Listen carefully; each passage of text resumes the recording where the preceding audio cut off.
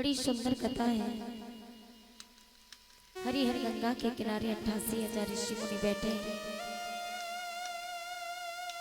व्यास नंदन श्री सुखदेव जी कहते हैं, हे राजन परीक्षित,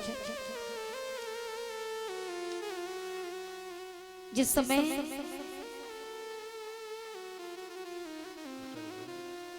कल की कथा में आपको भक्त और भगवान का जो मिलन हुआ उसके बारे में बताया, आइए चलते हैं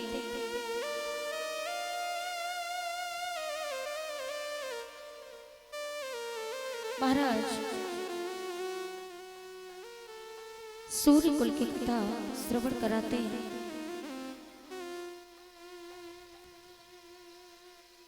जो बड़ी सुंदर है, जो भागीरथ की कथा है।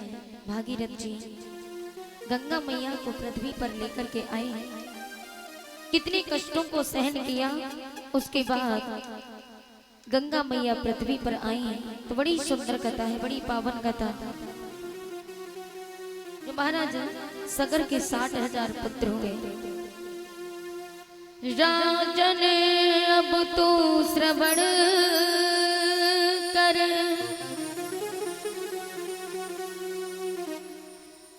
गंगा जी का ध्यान,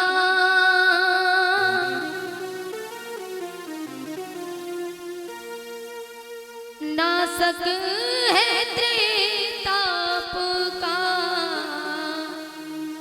जिसका मंजन पान।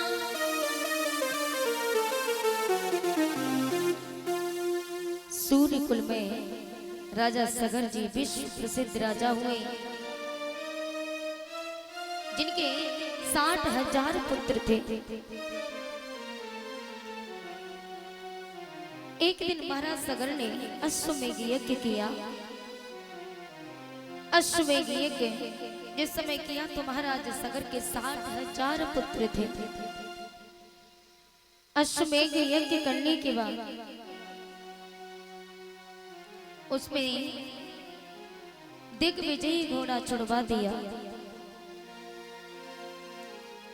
और दिग्विजयी घोड़ा छुड़वाने के बाद ऐलान कर दिया कि जो भी इस घोड़े को पकड़ के लाएगा हम उसे इनाम देंगे। महाराज 60,000 पुत्रों के डर से कोई भी आगे कदम नहीं बढ़ाता, सभी डर जाते हैं। बोले इतने बड़े विश्व प्रसिद्ध राजा, ऊपर से 60,000 पुत्र जिसके हो, और 60,000 पुत्रों के बावजूद इतनी सारी सेना हो, उसके आगे मौत के मुंह में कौन जाएगा।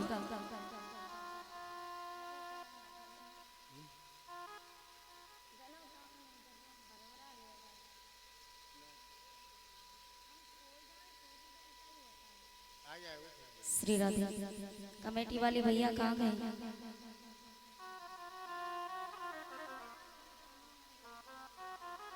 चलो आपसे मिलेगा। कमेटी वाले भैया अगर हमारी आवाज सुन रहे हो, यथाशीघ्र कथा पंडाल में आने की कृपा करें।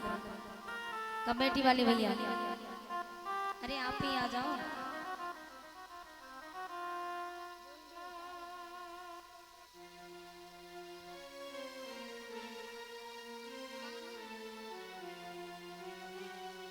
श्री राधा।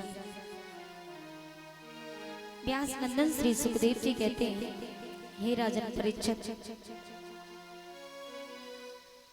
जिस समय उन महाशक्तियों के डर से किसी ने आगे कदम नहीं बढ़ाया, सभी डर के मारे पीछे हट गए, तो 60,000 पुत्रों का डर हर किसी के मन में था।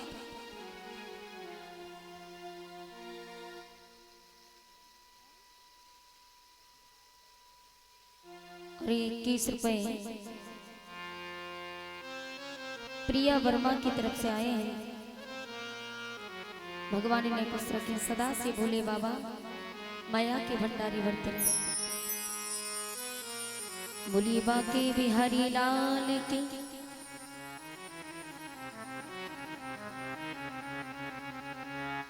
जिस समय 60,000 पुत्रों का डर सभी को हुआ, तो महाराज एक दिन देवराज इंद्र ने घोड़े को चुरा लिया और घोड़े को चुरा करके ले जा करके कपिल मुनि के आश्रम में बांध दिया।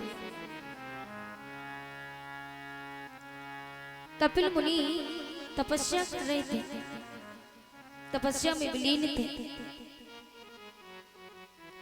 तो देवराज इंद्र ने वो रातों रात वही घोड़ा, दिग्विजय नाम का घोड़ा जिसे कोई चुरा नहीं सकता था, उस घोड़े को चुरा करके महाराज उस घोड़े को ले जा करके कपिल मुनि के आश्रम में बांध दिया। और कपिल मुनि के आश्रम में जिस समय घोड़े को बांधा, देवराज इंद्र तो वहां से चले गए, लेकिन देवराज इंद्र के जाने के बाद सुबह 60,000 पुत्रों की आंखें खुली और 60,000 पुत्रों ने देखा कि वो घोड़ा गायब है। तो ये बात देख करके 60,000 पुत्रों को क्रोध आ गया और सोचने लगे कि आखिर वो घोड़ा ले कौन गया, कहाँ गया वो घोड़ा।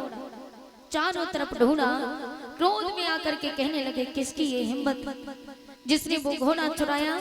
आज तक किसी ने भी घोड़ा छूने की कोशिश तक न की, लेकिन उस घोड़े को चुरा करके आकर ले कौन गया। इतने क्रोध में आ गए और क्रोध में आकर के पूरी पृथ्वी को ढूंढना प्रारंभ कर दिया। पूरी पृथ्वी को खोजने लगे और पृथ्वी को खोजते खोजते चारों तरफ देखा, घोड़ा नहीं मिला। तो क्रोध में आकर के कहने लगे कि आखिर वो घोड़ा गया कहाँ।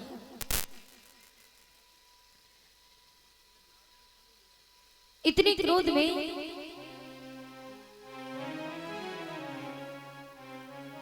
पृथ्वी को खोदना प्रारंभ कर दिया।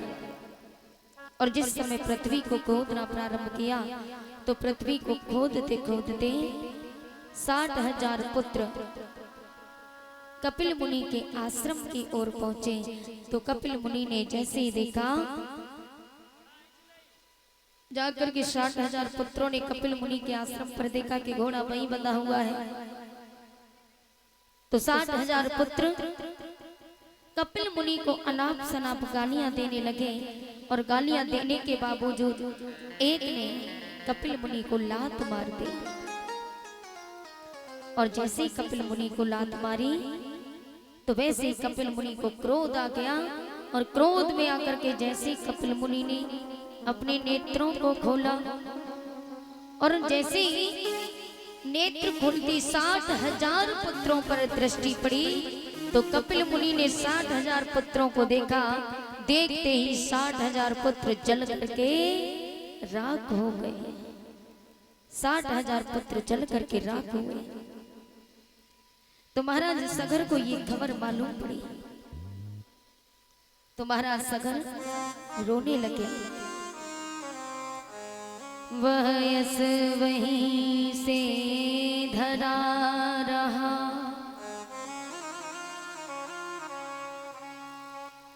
किस्मत के पासे पलट गए।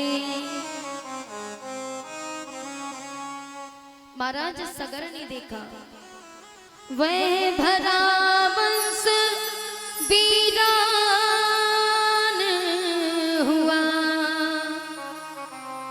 वह जय के बाजे उलट गए। जैसे महाराज सगर ने देखा कि मेरे 60,000 पुत्र एक ही बार में जल करके राख हो गए, तो प्यारे किसी पिता का एक पुत्र का निधन हो जाए तो उसे इतना दुख होता है, अनंत दुख। और सोचिए जरा, जिस पिता के 60,000 पुत्र मारे गए हों, उस पिता पर क्या गुजरती है। 60,000 पुत्र मारे जाने के कारण महाराज सगर ने अपने प्राणों को त्याग दिया कि इसी कृत्य ही फिक्र में छूटे उनके प्राण। इसी कृत्य ही फिक्र में छूटे उनके प्राण। असमंजस उनकी जगह हुए तेज गुणवान प्रभु जी, हुए तेज गुणवान।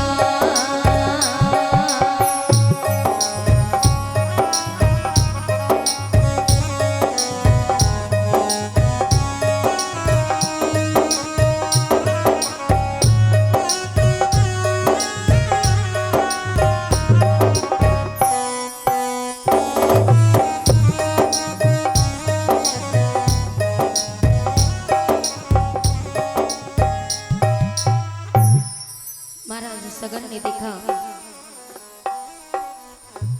महाराज सगर के 60,000 पुत्र जिस समय मारे गए तो 60,000 पुत्रों के मारे जाने के गम में महाराज सगर ने भी अपने प्राण त्याग दिए। इसी कृत्य ही फिक्र में छूटे उनके प्राण। असमंजस उनकी जगह हुए तेज गुणवान। महाराज सगर ने अपने प्राणों को त्यागा तो महाराज सगर जहां राजा थे, महाराज सगर के मरने के बाद असमंजस राजा हुए तो असमंजस अपने पुत्रों के शोक में आंसू को बहाने लगे। गुरु वशिष्ठ से जाकर के कहा कि गुरुदेव ये कैसी दुख की घड़ी आई है, मेरे 60,000 पुत्र थे, एक क्षण में एक पल में जल करके राख हो गए।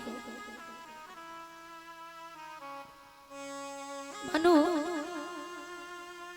शमशान घाट बन गया। लेकिन आप भी बताओ गुरुदेव मैं क्या करूं, ऐसा कोई उपाय बताओ जिससे मेरे पुत्रों का उद्धार हो जाए।